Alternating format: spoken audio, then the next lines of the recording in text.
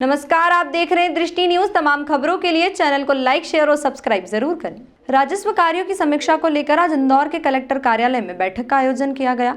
Indore collector Ashish Singh की अध्यक्षता में हुई इस बैठक में पता चला कि 12 या 13 प्रकरण ऐसे हैं जो 3 माह से अधिक लंबित हैं। इसको लेकर कलेक्टर ने राजस्व अधिकारियों के कार्यों को सराहा है। इसके अलावा कलेक्टर ने ई रिक्शा के रूट और बस स्टैंड निगरानी समिति की बैठक को लेकर भी चर्चा की। इंदौर कलेक्टर आशीष सिंह की अध्यक्षता में आज कलेक्टोरेट सभागार में राजस्व अधिकारियों के संग बैठक की गई। इस दौरान कलेक्टर ने राजस्व से जुड़े तमाम कार्यों की समीक्षा की। बता दें कि पूर्व में कलेक्टर ने सभी अधिकारियों को निर्देश दिए थे कि राजस्व से संबंधित कोई भी प्रकरण 3 माह से अधिक समय तक लंबित ना रहे, या यूं कहें कि राजस्व से संबंधित लंबित पड़े कार्य 3 माह के अंदर अंदर हो जाने चाहिए। इसी का परिणाम है कि राजस्व से संबंधित सभी कार्य 3 माह में ही पूरे कर लिए गए, जिस पर कलेक्टर ने संतोष व्यक्त किया है। इसको लेकर इंदौर कलेक्टर ने कहा कि सभी काम निपटा लिए गए हैं। केवल 12 से 13 प्रकरण ऐसे हैं जो 3 माह से अधिक लंबित हैं। उन्होंने कहा कि नामांतरण और बंटवारे के कुछ ऐसे प्रकरण हैं जिन्हें आगामी 2-3 दिनों में निपटा लिया जाएगा। वहीं सीमांकन की पेंडेंसी को लेकर नई चीज शुरू करने जा रहे हैं। ऐसे में प्राइवेट एजेंसी से भी सीमांकन करने की बात कलेक्टर ने कही है।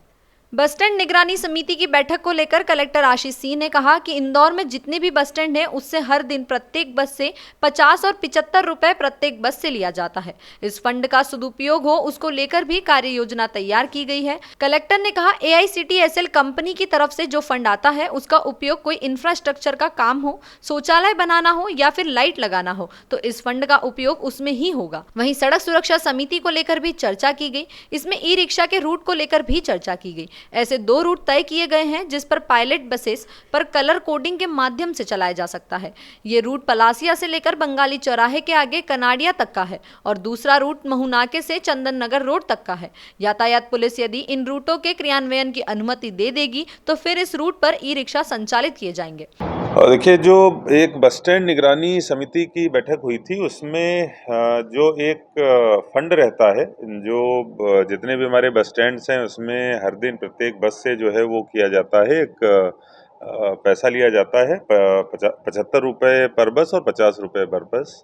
उसका जो फंड है अभी उसका कोई यूटिलाइजेशन नहीं हो पा रहा है, इसीलिए आज ये निर्धारित किया गया है कि AICTSL कंपनी के द्वारा जो फंड आता है वो खर्च किया जा सकेगा और संबंधित बस स्टैंड्स पे अगर हमको कोई इंफ्रास्ट्रक्चर बनाना है, शौचालय बनाना है, CCTV लगाने हैं, लाइट लगानी है, तो उस हेतु अगर कोई निर्माण होगा तो AICTSL करेगी। उस हेतु AICTSL को अधिकृत किया गया है। ई रिक्शा को लेकर भी कुछ चर्चा हुई? देखिए, ई रिक्शा के एक सड़क सुरक्षा समिति में हम लोगों ने तय किया था कि विभिन्न रूट्स हम लोग बनाएंगे ई रिक्शास के और उसी रूट के हिसाब से ई रिक्शा चलेंगे।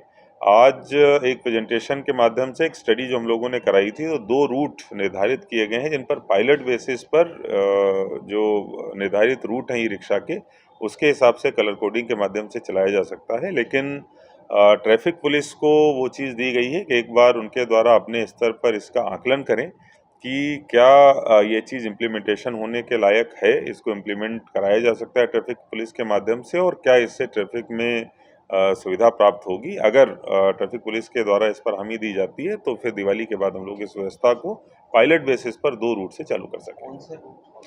अभी जो रूट एक पलासिया से लेके बंगाली चौराहा और उससे आगे जो कनाडिया रोड है वहाँ का रूट लिया गया है। दूसरा गंगवाल से महू नाके से लेके चंदन नगर साइड का जो रूट है, 2 रूट आइडेंटिफाई किए गए हैं।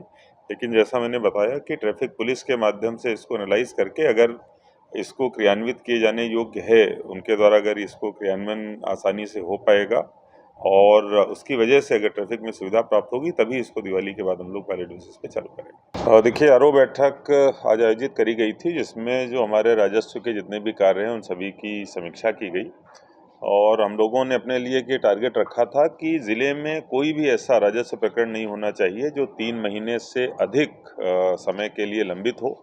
और बहुत अच्छी बात है कि सभी ने मेहनत करके लगभग उस लक्ष्य को अचीव कर लिया है। आज जो समीक्षा में आया है कि कुछ 12 या 13 ऐसे प्रकरण केवल बचे हैं जो 3 महीने से अधिक के लंबित हैं, जो नामांतरण या बंटवारे के हैं, जिनको भी अगले 2-3 दिनों के अंदर निराकरण कर लिया जाएगा।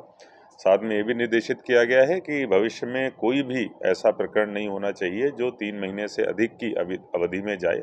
जिससे कि हमेशा ही हमारी इंदौर जिले की स्थिति रहे कि राजस्व के जितने भी प्रकरण हैं सभी 3 महीने के अंदर निस्तारित हो रहे हैं, कोई भी उससे ऊपर नहीं जा रहा है। इसके साथ साथ सीमांकन के लिए जो पेंडेंसी है उसके लिए एक हम लोग नई चीज़ जो है वो शुरू करेंगे। जो एक प्रावधान है एमपीएलआरसी में जिसमें कि जो प्राइवेट एजेंसीज हैं उनसे भी सीमांकन कराया जा सकता है। उसकी एक प्रक्रिया है कि टेंडर के माध्यम से उनको एम्पैनल किया जाएगा, एक रेट फिक्स किया जाएगा टेंडर के माध्यम से।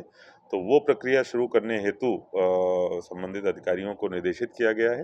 निश्चित रूप से अगर प्राइवेट एजेंसीज हम लोग लेके आएंगे तो उससे लोगों को भी सहूलियत मिलेगी और हमारा काम भी जो है वो ज़्यादा अच्छे और पारदर्शी ढंग से संपादित होगा।